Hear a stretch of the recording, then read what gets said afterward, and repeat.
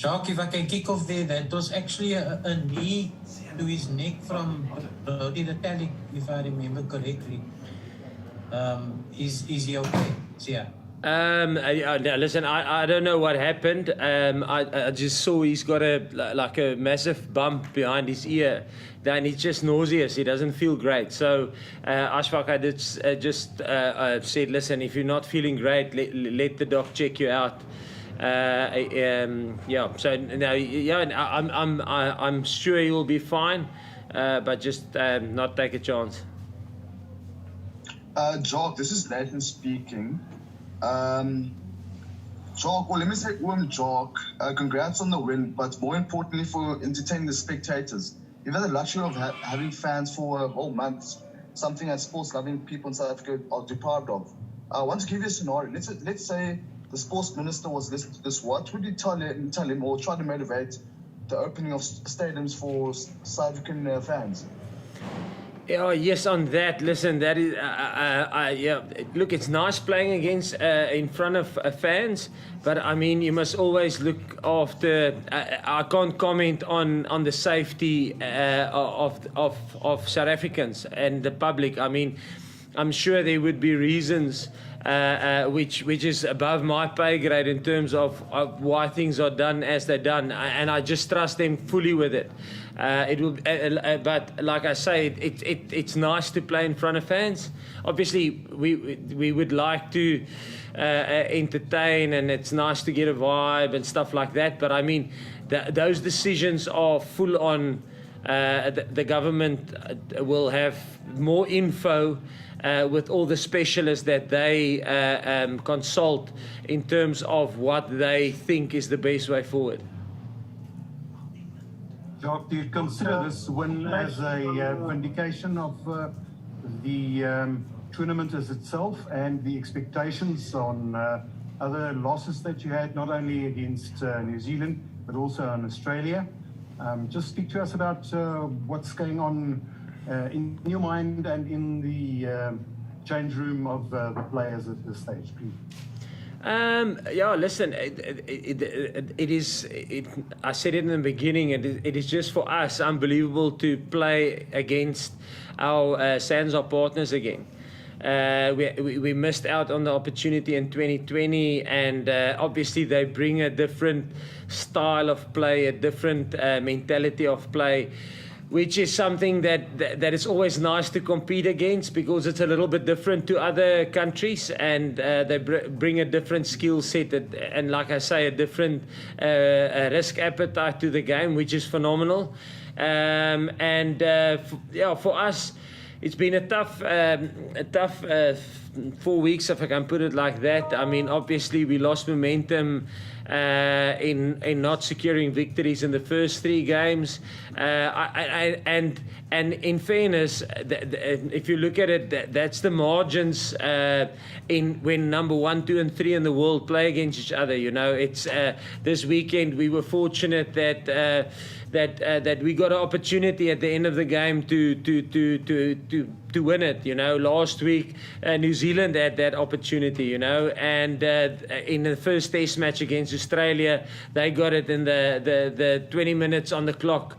Last week, New Zealand 2 minutes on the clock. And again, that's how small the margins are. Tonight we got it at probably the last play of the game. So when 1, 2, and 3 in the world play each other, it's that tight. And it was unbelievable. And that's why it's good for us to play at these games, you know, because it's probably a good exposure for our guys, getting used to big games when you're going to play in a World Cup quarter-final, semi-final, final. This will be the pressure that you'll be under.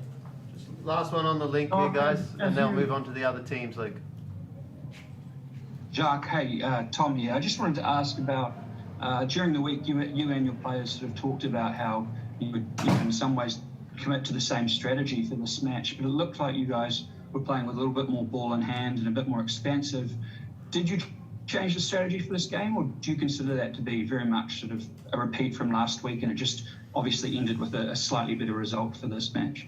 I think I said it last week. You know, you can only play what they present you, and if they present 14 in the front line and only one guy at the back, the space is not in the front line. Then the space is at the back.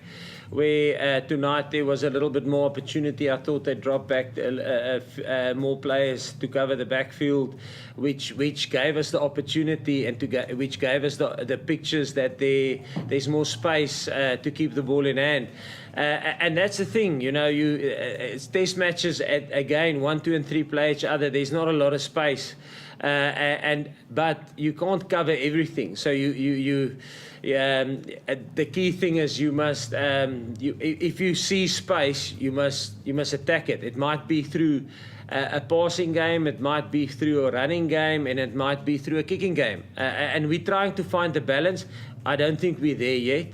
I thought we were a little bit better today. There was opportunities last week where there was opportunities to run it out of our own half or our own 22 on turnovers where they just sent players back and we didn't utilize that. But that's the learnings you get through losing games. And so I think, like I said last week again, I don't think we're at the level where we were in 2019 yet, due to the fact that we haven't played a lot of rugby in 2020, international rugby. So it's not we're not where we want to be yet, but this momentum will help building forward, hopefully. All right. Thanks, guys. Thank you. We're just going to get a move on here. So they're going to move on to the other Teams link for South African media. So we'll just have a couple of minutes, and then Zina and Rayan will get that started. Thank you very much, guys. Thank you, guys. Jacques, just Thank you. between these, sorry. In the first half, one of your water carriers had a conversation with the referee. Yeah. What was the story behind that? Listen, yes, we thought it was a 50-22. We got it wrong at the top. The ball, the ruck was inside New Zealand's half, and it was 2 passes back, and then we kicked the 50-22. But I mean, it's a new concept for us. It's not something that we've played, and it's a rule that changed. I mean, we played British and Irish Lions. Last game was, I think, the 7th of August.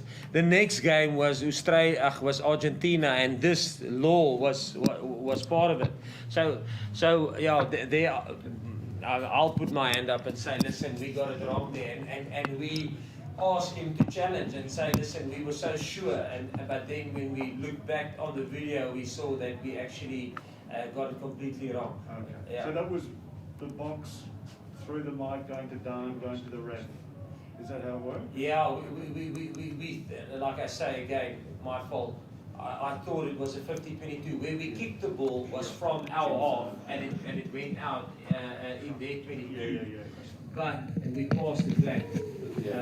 So phase prior was in. Yeah. So there was no other issue. Yeah, and again, like I say, I think Australia and New Zealand have had 2 competitions now under that law, so they're a little bit more familiar with it. Not that it's any excuse, and we just wanted him to notify, and we apologise. We just got it wrong. It did look like it live. I thought so too when I saw it. But then if you look at the when I phase saw before, it live, and then we rewinded, and then sorry, we stuffed it up. Not to worry. all good.